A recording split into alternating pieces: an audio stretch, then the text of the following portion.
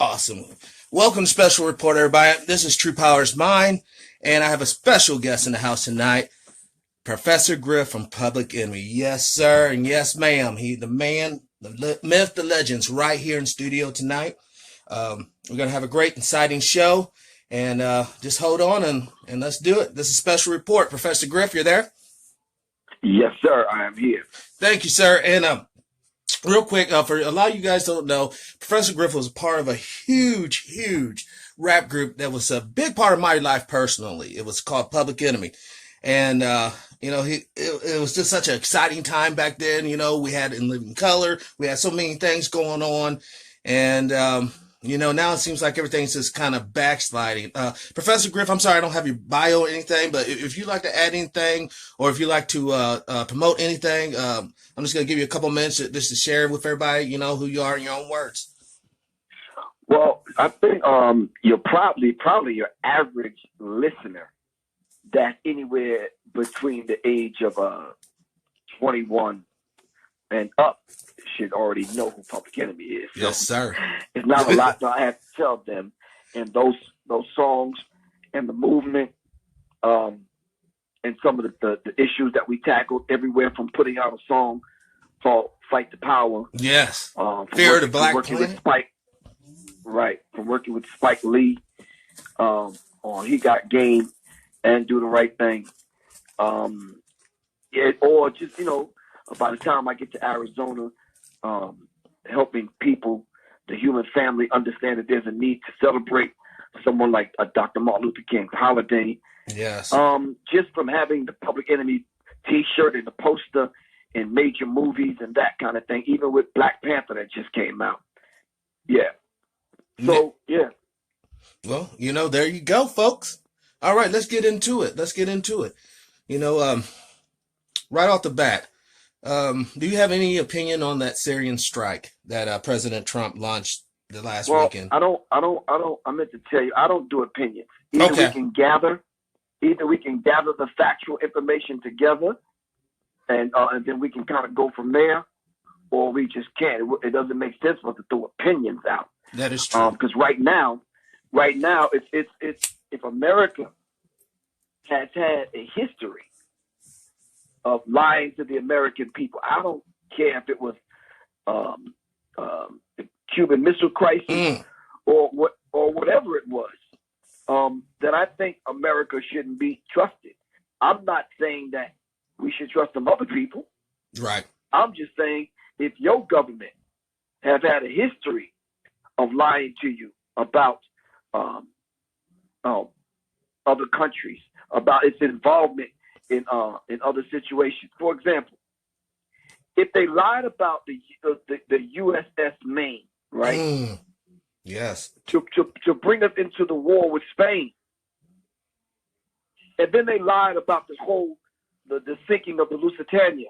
Yes. To get us into World War One. Then they lied about Pearl Harbor to get us into World War Two. Then they lied about the Gulf of Tonkin, the Tonkin Gulf, to have 25,000 advisors over in Vietnam, and then it ended up turning into the Vietnam War, which at that time the American people was witnessing war firsthand on their television. Yeah. Then they lied about killing babies to start the Gulf War. Then they lied about weapons of mass destruction. Never proved that. Then they lied about, of course, because when Colin Powell and the rest of them was pitching this whole idea of weapons of mass destruction, went over there, never found them, but still end up bombing Iraq and end up killing 1 million people. Then they lied about Gaddafi to start a war in Libya. They ended up killing him on national TV. And they've lied about the attacks to stay in Syria, to have a place to launch military attacks from and strikes from in that region. So come on, man. Yeah. And they really expect us to believe this? Come on. No. I don't trust them. When you put it like that, how can you? I mean, you literally gave us every major conflict over the past 100 years that's been started by a lie. That's documentable, folks. That's documentable. This, like Professor said. Exactly. It's not something that I'm guessing about. It's not my opinion. It's documented proof. Well, do you have any evidence on another concerning thing, the vaccines? Well, when we say evidence, then we can talk about actual people. If you want to talk about evidence, I can show you victims of autism and just all kind of things that have happened to people. So how much evidence do we need when it comes to that situation? It's like that's just who and what that is. It's like, okay.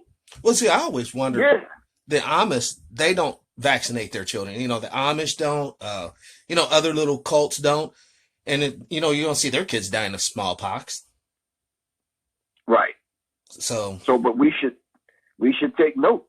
Yes, we must. Because folks, this is too serious. We're talking about genetics being tampered with. We're talking about our whole race. And what I mean by the race, the whole human race, everybody. When that doctor's juicing our children up with those vaccines, I don't think he's giving one child a certain kind versus another child. I think they're just dosing everybody, indiscriminately. So, with the vaccine, the government, do you see any light at the end of the tunnel with this, Griff? Unless the people that's listening to this, unless the people that might hear this broadcast or any broadcast similar to this don't take it upon themselves to make it their business to do something about it, then it's going to be a problem. There's no light at the end of the tunnel. We're not going to be able to reach everyone on this, but we have to reach as many people as we can, and everyone's got to do their part. Right. And the main thing here is we got to understand. I mean, Professor just told us, if you're looking to the government to save your ass when the shit hits the fan, you better look at Katrina. You want to talk about facts. Look at what happened to the people in Katrina. Government didn't come and rescue them. Many of them starved on the rooftops. Many of them died. A lot of brothers, and a lot of people don't talk about this, but when they were trying to get to the evac situation, going down the railroad tracks, getting shot with shotguns and murdered. So, right. I've always said our society is based upon electricity. It's based upon money. And it's based upon our common brainwashing in the American apple pie, blah, blah, blah. Well, the American apple pie is going by the wayside. All we have left is money and electricity. Let that go down, and you'll see what type of savagery will be unleashed in this nation. Well, I think the war that's going to be fought is going to be fought over water, believe it or not. On the water, a naval conflict. Well, it's been traditionally... No, I said it's going to be fought because of water. Oh, yeah. Oh, yes. Oh, I didn't even want to... Yeah. That's right. That's going to be the new gold. Man, that reminded me of an old movie I saw. I forget the name of it. And it was an old movie set back in the 80s. It's a B-rate movie. And they were talking about water wars in California region, I mean, like it was supposed to be modern day, And, it's so unbelievable back then. But now, I never thought as a kid I would ever buy bottled water. You know what I mean? I never thought I would. Right. But everything's debased, though, Griff. Everything's debased. You have all these people sitting here with all this money. Like the Bill Gates Foundation, all right? Oh, we're going to give vaccinations to the poor children in Africa. And then wherever these people go, all something like, you get Ebola, you get cholera, you get whatever, all these weird, funky diseases. And they're supposed to be helping the people. Once again, I'm not no nut job, okay? I'm not a conspiracy guy per se. But I do believe that people, black, white, Asian, brown, whatever, you have to rely on yourself. If you do not rely on yourself, you are doomed. I mean, doomed in the worstest of ways. Right. So do you have any engagements coming up, or are you doing any speaking engagements or anything like that?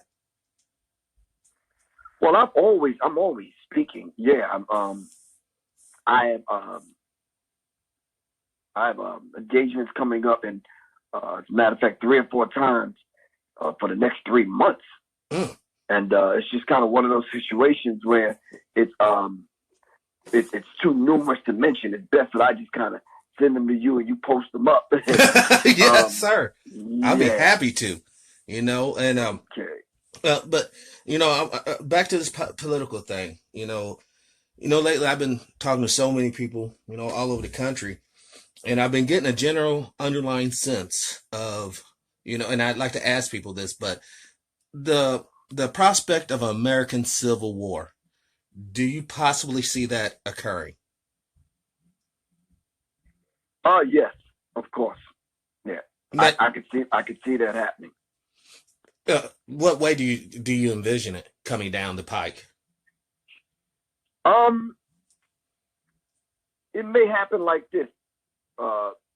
The powers that be may select, not elect, but select a man and put him in office that no one likes, that only speaks for a handful. Situation may get so bad on the international scene that locally he may forget that there's things happening locally that he might need to attend to, while building walls and stamping labels on people as immigrants and all this kind of stuff. It may affect him in a worse way, so much so that he might fire so many people in his cabinet and his administration that they might not tend to the business that they need to tend to. Mm-hmm. And it may happen to the degree where outside forces that's outside of America look at America as being weak. Mm-hmm. Russia may look at America like, okay, these people actually don't know what they're doing. You understand what I'm saying? Mm-hmm. And China, Russia, and a few other people may get together and give America problems internationally and globally that it weakens America locally. Because the scary thing about that, we all know that China right now is 70% of the global manufacturing. All right, China. I mean, if we go to war with China, what are we going to say, Professor? Hey, before I attack you, can you sell me some rockets and bullets? Because we don't make it. We don't. We don't have the resources anymore. We don't have the industry. Clinton. Right. There was a missile base in San Diego, the city of San Diego, back during the 90s. Not only did Bill Clinton close the facility, he leveled the building. So you can't even go in there and make nothing. So we have been being disarmed for a very long time, folks, for a very long time. And it's like the professor said, it's almost a perfect storm. We have China and the trade war, right? We have China and the Yellow Sea, correct? And we also have Russia and the little political blah, blah, blah, whatever. But if those two forces unite, we're done. We're done. England, France, they're going to be of zero help. They really are. Their glory days have long gone. And it's like, I was talking to, it was Judge Joe Brown, and he had mentioned that it's almost as if because we have effeminated our males in the society in America as a whole, that's just like, it just brought our country down. You have probably seen it in the industry, these brothers who, for lack of a better word, they're just kind of odd, different, sexually challenged. I don't know what to say exactly, but they're not like heterosexual. Okay. And then you see how they rise to the top. But then you see a strong, straight brother, one that's standing on family, one that's standing on loving his woman, one that's standing on raising his babies and working hard and providing food for these people. That guy, nope, we can't put you on. No, we don't want you here. That type of behavior is what is really putting a final nail in our coffin. I think there's a lot of things that may come down the pipe in that way. And I think we need to recognize the fact that as America becomes more diverse, I think America is becoming darker and darker and darker and darker. And people are not thinking like the old white that first came over here and had to deal with the Native Americans and the black people that were already here. It's the younger whites that are coming up that are thinking broadly across the scope, the political landscape. Just like we saw with the two brothers getting getting arrested at Starbucks. Yes. There's a lot of people that's just not going for it, man. Right. And there are so many good, decent folks out there. Seriously, hear my voice, please, people. There's so many good people out there.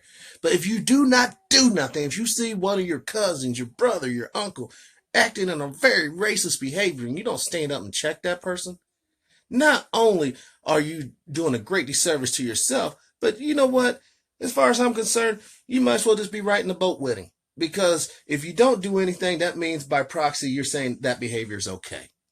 And it's not. This is 2018. Ain't no one owned a slave in America for an extremely long time. All right? We have to get over that. If you want to run around here with your little Confederate flag and all that, that's cool. But when it comes down to it, you're running around here betraying the country you claim you love. So, that being said, do you have any, not opinions, but any thoughts on religion? Like, do you think religion's a good thing for a man and woman to have or anything like that? Yeah, as a matter of fact, I do. I think it is. It depends on the man and the woman. It depends. Some people need religion. Some people need a higher form of spirituality. Mm. So you and I are no one to determine that for any individual. Correct. Some people need that. Some people need ritual. Some people need prayer 5 times a day. Mm. Some people need to go to church 3 times a week. Mm. Some people need Bible study. Some people need these things. But what about to control their life? But what about when your teachers is giving you poison? You know what I mean? Like, for instance, I say this, added it again. Back when I was a young boy, I heard with my own ears a preacher suggest that because the white man went to Africa, he took us out of a savage tree over there, brought us into slavery, but because he taught us about Jesus Christ and the Lord, it's all good. And that type of statement there is horrible because that's meaning that you cannot come to no type of understanding without being enslaved. Is that really the way it's supposed to be? Or that nonsense with, being a descendant of Ham.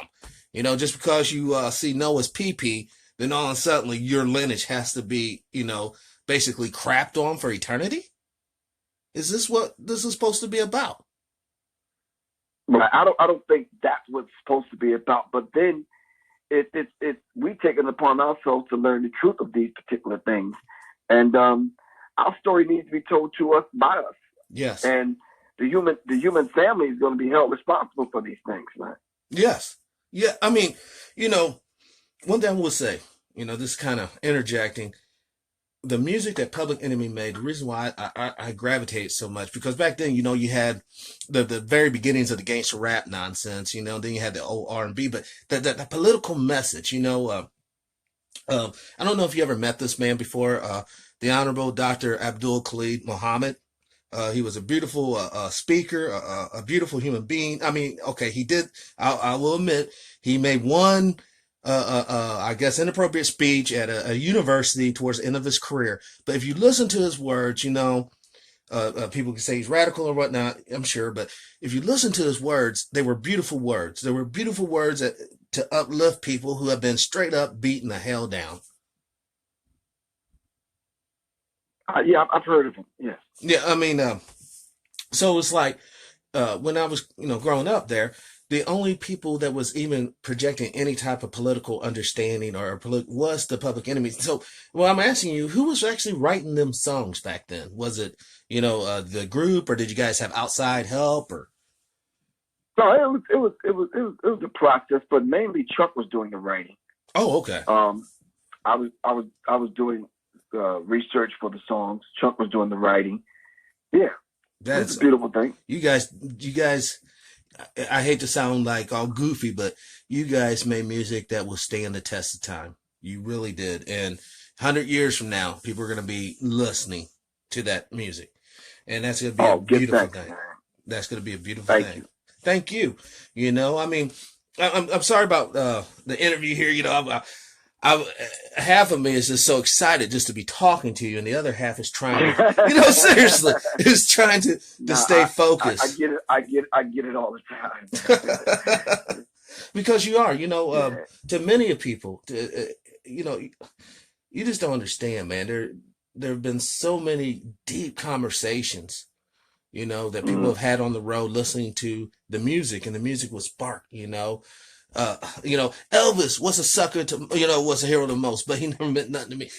It's just like, when I heard that verse, I was like, yeah, hell yeah, because, I grew up in just put it this way. When I graduated, out of the 500 kids in my class, I was the only black kid there. I mean, male. There was 2 or 3 black females, but it was just me. And that was my whole high school, whatever. And it's like, I really, I didn't really dig rock and roll. I really didn't, I can't stand country.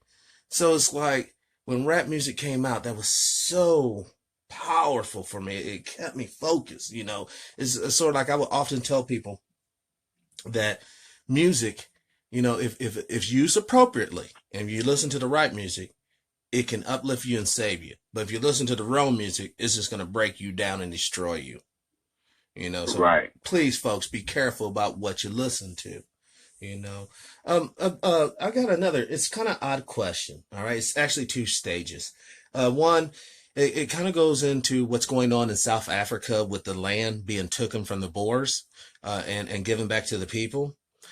And the second half of this question is, what would happen if that same process was used in America and the Native Americans got back their land that was stolen, basically in a similar way as the South African land? There's your next civil war. Mm, There's your next civil war. there you go. I never even thought about that. As soon as you said that, it just clicked. It was like a ching, ching, ching, click.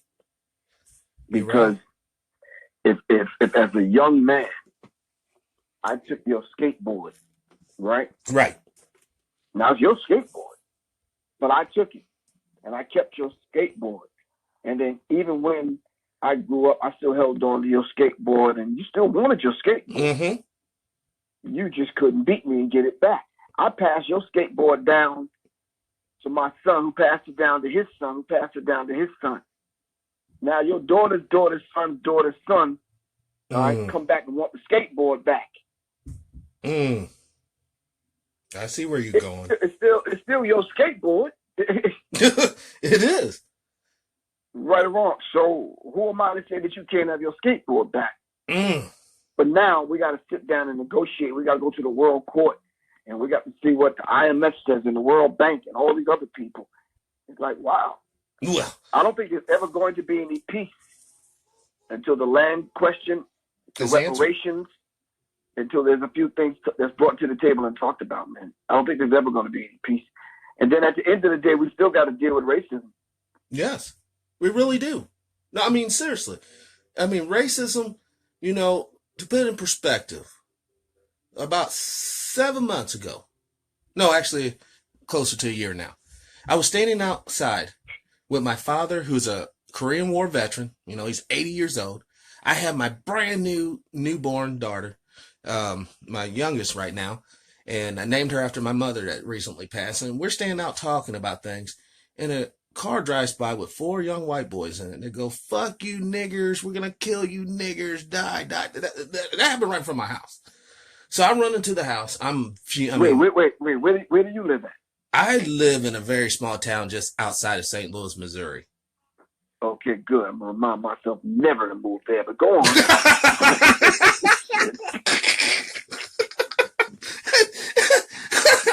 Never. Stop. All right, go ahead.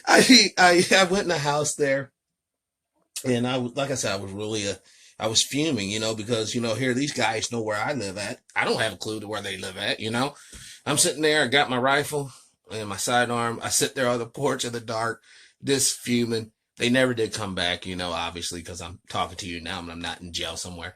But, that's what I'm talking about. And people are like, "Oh, just grow up, but you don't understand. It's not about me growing up. It's not about me changing my behavior, because the last time I checked, I cannot change my tone of my skin. I cannot change the perception of someone who's looking at me in a certain light, whether it's warranted or not. Only thing I can do is strive to be the best human being I can be. And racism and all that shit, it blocks you. It physically, you can be having a great day, man, a great day. And you go down there to that little grocery store or whatever, and that clerk starts with that old funny shit, and it'll fuck you up. It'll fuck up the rest of your day. So racism is a very serious thing, but we almost can't talk about nowadays. You try to talk to people about, oh, stop whining, blah, blah, blah. It's not about stop whining, because what's going to happen is if you don't listen to us now and you keep on keeping on, what goes around comes around, sure enough. Right. Well, it's going to be there until we put a stop to it. So you understand what I'm saying? Mm-hmm. I just hope enough people will come to the table and want to at least discuss solutions for it. Well, I tell you, I've had Dr. Jacqueline Bad-Laura and Jane Elliott on the other. Actually, I want to invite you too to come on the other morning show. I mean, I have you on special report. I know that the Friday night thing is a bit of a hindrance, but maybe we can have a special report or the other morning show like throughout the week, during the week, whenever you're available. Have you on the big show. But if we don't come together, because racism, as the doctor has said, it is just as bad on them as it is on us. And some people might not understand, And let's put it this way. Let's just put it like this. What happens if you're a white boy and for a fact this brother over here, he has a better car, he has a better home, he has a better physical body, he has more money. How can you still sit there and say that you're superior than this person? But I think the whole idea of superior only lies in the fallacy and in the myth that white people believe. Right. Because there's a benefit, you see. There's a benefit of being on that team. All right. And let me go through some of these benefits. One of the benefits is you can make an open and carry video. That's to say that you can take an AR-15 and walk your happy ass down the street. And when the cops roll up, the cops are going to be, hey, buddy, hey, what are you doing? You just want to know what's up. All right.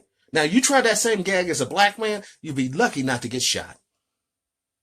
Right, exactly. That's the privilege. But nobody wants to talk about this because this is uncomfortable. But damn it, if we don't talk about it, if we don't discuss it, then civilization as it is, it honestly, then it needs to come to an end. Fuck it. It needs to come to an end. Because you know what? This oppression bullshit has gone on way too long. Way too fucking long. And I'm not trying to be a black identity fucking FBI thing. I'm not saying that. All right. I'm not talking about American society. I'm talking about the whole global, because this thing is global. I'm talking about the whole global thing. All right. The IMF, you mentioned that. Let me tell you folks about the IMF, the International Monetary Fund. All they do they're like the pimps of the country. You say that we had a situation down there in Venezuela, where their currency is collapsing, right? The IMF will come in there and say, hey, look, we'll give you some money, okay? But in order to pay us back money, you're going to have to privatize that water. You're going to have to privatize the oil and the gold and every other resource. And we're going to have our boys come here and use your people, exploit your people, take all your money. And then at the end of the day, all you're going to have is a couple worthless dollars, but no physical resource. That's what the IMF does. Right. All right. And sort of like the HSBC Bank and Goldman Sachs. If you want to know who's running America, I'm going to say it out loud. If you want to know who owns America, it's Goldman Sachs. Straight up, it's Goldman Sachs. And you want to know who's the power behind Trump? That would be the John Birch Society.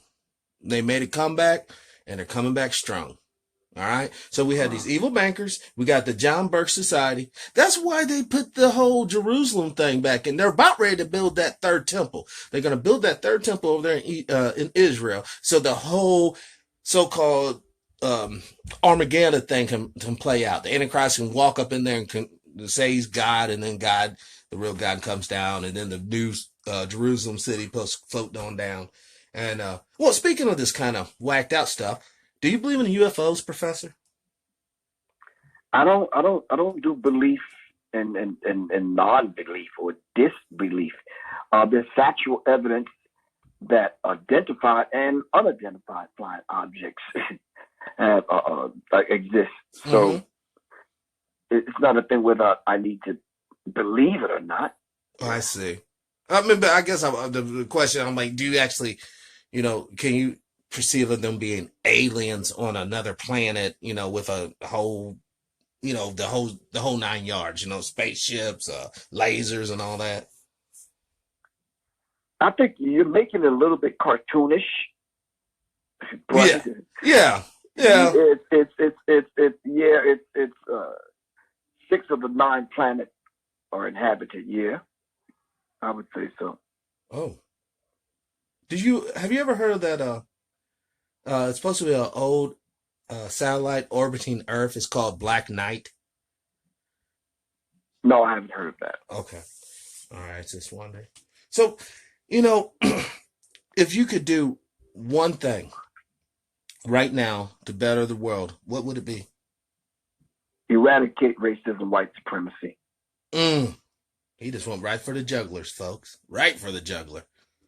And I mean, obviously, that would be the good thing to do. So I think it'll give us all an opportunity to at least see one another through a human lens. Right. Because all too often, unfortunately the same propaganda that's they listen to, we're exposed to, and then we get the Stockholm syndrome or the self-hate syndrome.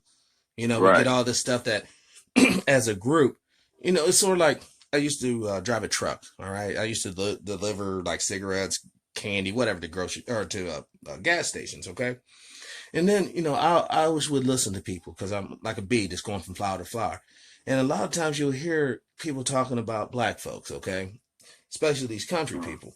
And then you have those black folks living, they can't do this and that. And I'm thinking to myself, do these fools not know how hard it is to get along as a black person? Do these fools not understand how hard it is to open up a business in a major metropolitan area? And that's why it's so infuriating when you see, like here in St. Louis, this is the way it used to be. It used to be old white Jews used to own most of the convenience stores in the city limits of St. Louis, all right? Then over time, they start selling it to the Arabs and the Indians or the Hindu people. Okay, so those are the folks who have it now. But they're still the same old gag. The black, I literally saw this Arab guy, this brother. I don't know what's wrong with brother, man. He had blood all over his face, on his hands and shit. I'm carrying boxes. I'm just looking at this dude. I never seen no crazy shit. This Arab cat comes out of his store and says, I told you, get your black ass off the lot. And he started kicking the brother in the ass off his lot. It took a lot of self-control for me not to pull the box down. See, I'm the type of guy, dude. I don't tolerate people beating other people. I don't go for that shit because I've been jumped myself. Right. All right. And I damn sure don't go for older black folks getting fucked up. You know what I'm saying? Even if old boy was wrong, obviously he did something. He was covered in blood, and a lot of people were scared out there. But couldn't you have talked to this man, get the fuck off my shit, stick, literally kick him in the ass like a kid? But wow. I digress. I mean, there has to be a way to fix these issues because a lot of these issues are artificial. Seriously. Right. And if we can take the artificial bullshit out of it, maybe we can come back with something real. And something real is, all you want to do, I bet, is live your life, have a certain amount of comfort, and then pass away peacefully. After you do the change that you're meant to do while you're here on Earth. All right. Now you speaking for yourself or me? I'm talking about like people in general, like even you. People in general. Oh, okay. Yeah. Including, like everybody, like just humans in general. Like most people, all we want to do is have, do our job, raise our family, live a nice, productive life, and then, die in peace, when you're older, pass away. Right. But in that, it seems like trying to do all this, there's all this Mickey Mouse stuff on top, extra stuff, stuff that, like, I don't leave my house without my ID. I never leave home without my ID. Well, yeah. Well, nowadays you can't. You're in Nazi Germany right now. You can't. Right. You might get shot. Yeah, you really can't. So yeah. But anyway, I have to kind of make a run in a minute. All right. I hope that people pull something from from what we've said. Yeah, I mean, I know the interview tonight's been scattered, and that's why I hope you come back on the other morning show. Right. We have Dimebag Darley here in the house and CI. Uh, but I do once again from the bottom of my heart, brother. Thank you for all that you have done. Thank you for all the positive words you have given out in your videos and your lectures, and then probably just on the street in general. Just thank you, Professor, so much for all the knowledge that you be dropping. Oh, give thanks. Really appreciate that. And I would love to come back. I'm in the studio now doing the album. So, yeah. So, whenever I can make time, I'm definitely going to get back with you. I got you. Thank you, sir. And I'll text you. Once I posted all this stuff, I'll text you a couple of links and you can check out the show. Yes, sir. Thank you, sir. All right. Take care. Bye. All right. All right, folks. That was Professor Griff. I mean, he was, he was shooting from the hips, So hopefully we'll have him on the other morning show. This has been True Power, and this has been a special report. Please forgive me, folks. I know tonight I've been a little off. I guess the sun kind of got to me. I literally just got finished putting up my tools for milling the deck. So, life is good. Life is great. Keep it up. Keep it up. Peace.